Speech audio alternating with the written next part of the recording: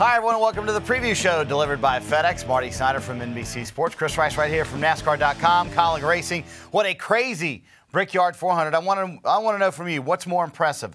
The call Keith Rodden made for the timing of getting Casey Kane out there at the right time when they made that pit stop, or the restart Casey Kane made at the end of the race? Well, I must say the call was luck. He had to come in and get gas, but the restart at the end of the race, Casey Kane pulling those belts tight, driving in on the bottom. We saw Martin Truex Jr. under Kyle Busch and wreck both of them.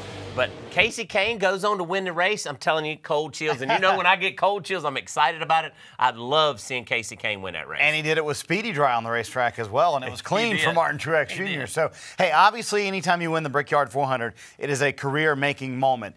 Is that enough to save his career at Hendrick Motorsports, you think? Well, I think things happen for a reason. I think he had to win that race for a reason, but I feel that they're already working on 2018, on down the road. So I don't know that that saves his career at Hendrick Motorsports, but it does maybe put him in another car next year or something different when he's not at Hendrick Motorsports. You mentioned Martin Truex Jr., you mentioned Kyle Busch, and you mentioned the wrecks. Obviously, the big turning point in the race, the two most dominant cars wind up wrecking out. Is it time? They had been playing nice on these restarts. Is it time for restart games or teammates being nice to each other to end? Because let's be honest, that's the first one they had raced for all day long.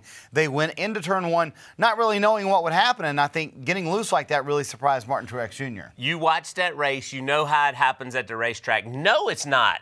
We have to play those games if you want to get to the end of it. I really think it was way too early for Kyle Busch to get mad and say, oh, I'm not playing a restart game. I feel that they needed to do it a couple more times because the race, it was still a long ways to go in that race. So I'm telling you, no, you need to do those things with your teammates and let you race it out. If you can't pass them, you're not fast enough. So I still like the restart game. Pocono this weekend. Help me understand something about Pocono. I've never understood this. The races are 5 weeks apart. You go in June, you show up in July or August, and the tracks are totally different. Why is that? So hot. It's so much difference. Okay, the weather's so different in Pocono than it was the first time. It's so hot there right now, and the racetrack is slick because when you have the sun on a racetrack, the oil comes out of the racetrack and it gets a lot slicker. But I'm really worried about brakes. I talk about it a lot because you can't cool them as well at Pocono as you can at Martinsville and other places. So I'm really worried about brakes going to Pocono. Yeah, I think a lot of people are talking about brakes at Pocono. It's sort of been a subject lately. All right, we saw Ryan Blaney win there in the spring, or in June, we should say. We also saw Eric Jones run well. So could we see another first-time winner at Pocono this time around? I feel we could, but Pocono is normally the same winner that won it the first time will be the same winner that won it the second time. That's history, okay? So looking at Ryan Blaney to go back and repeat, but if not, I do feel it'll be a new winner. I think it'll be a first-time winner. It'll be a new winner. Eric Jones is running well right now. All right, time to make our NASCAR Fantasy Live picks. I'm going to let you go first since you've already said you think a first-time winner is going to happen. Who's it going to be? I'm not going to pick a first-time winner.